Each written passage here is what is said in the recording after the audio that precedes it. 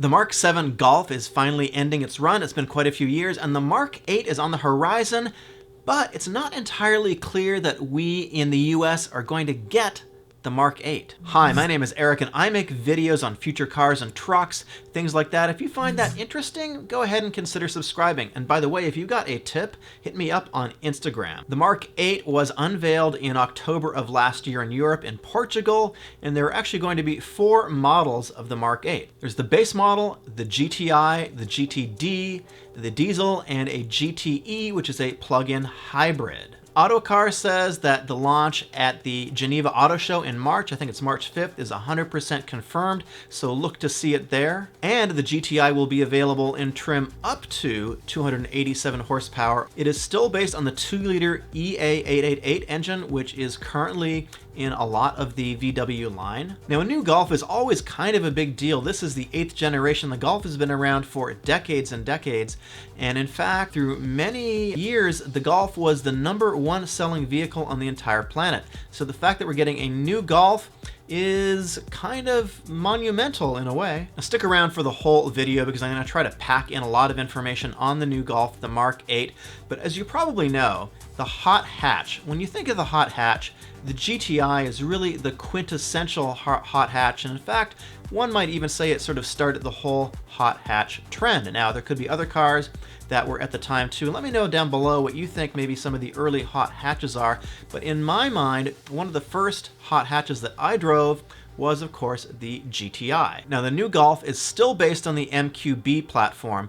The MQB platform, it doesn't just have the Golf and the A3 in it, but actually there are dozens and dozens of different models that are based on this platform. It is absolutely ubiquitous throughout the VW and Audi lineup, and actually I think it's an excellent platform. I had an Audi S3 for a couple of years. It's very, very stiff. All the MQB platforms share 3 things. It's the front axle, it's the pedal box, and the engine placement.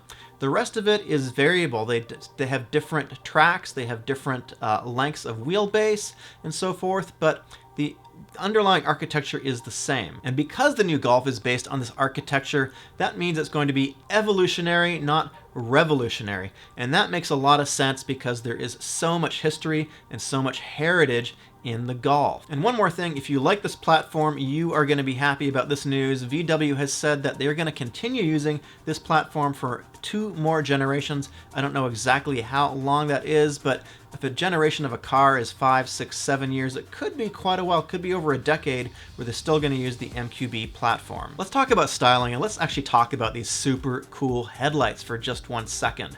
So we have an evolution of the Mark 7 headlights. The eyebrow on these are longer, and below we have these LEDs. I think they look super attractive.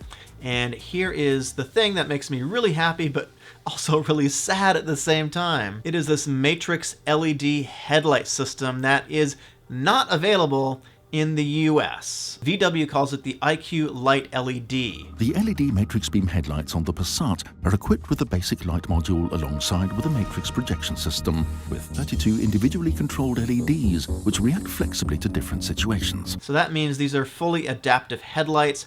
They have a camera. They work with a camera system. They can sort of see what's going on with oncoming traffic, and they can dim automatically and basically give you as much light as possible while not blinding oncoming drivers.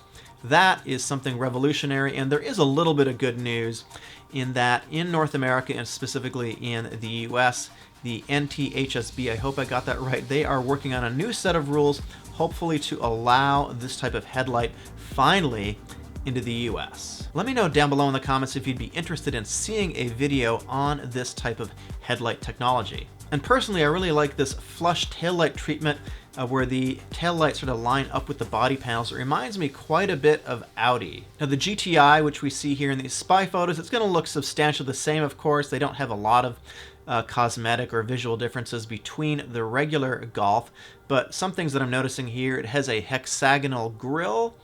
It's got these projectors, these little fog lights in the lower bumper.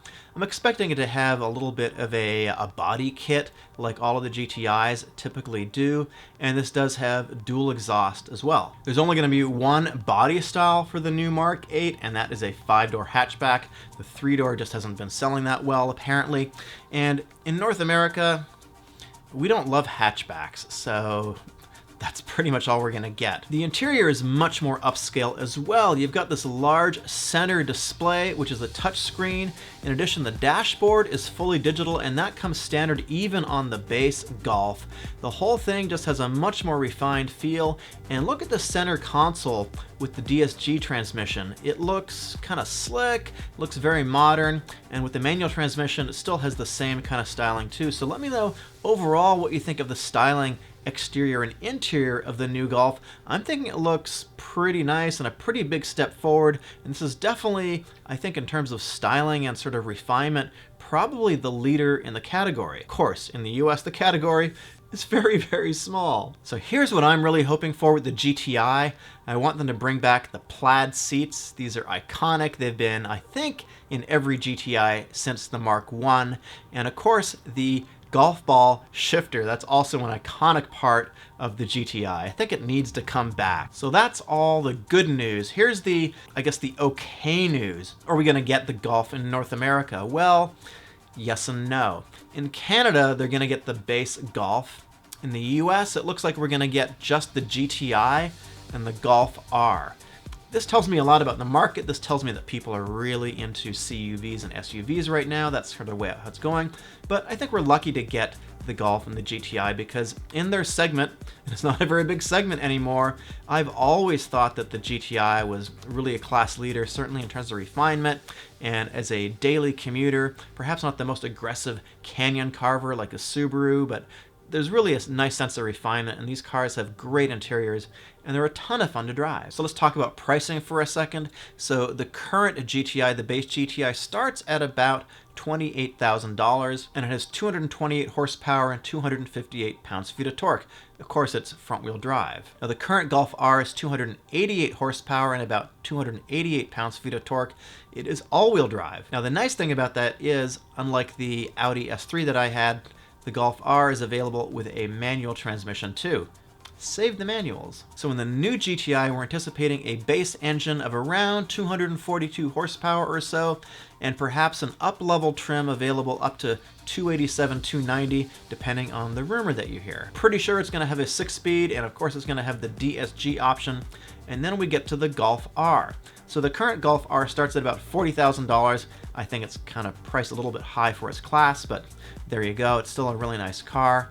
Currently, like I said, it has almost 290 horsepower, so I think they're gonna have to bring that up over 300, I think, for the base. I'm guessing 300 to 320, something like that is my guess. I don't know that there's going to be a higher level trim available in the US. We're just going to have to find out and wait to see what we hear from Geneva, the Geneva Auto Show. I've got a Discord chat if you want to chat about cars all day long. It's linked down below. It's absolutely free. And I want to thank my Patreons. They are right up here on screen. They help support the channel. My name is Eric. I will see you in the next video. And click on one of these over here too if you want to see more car news.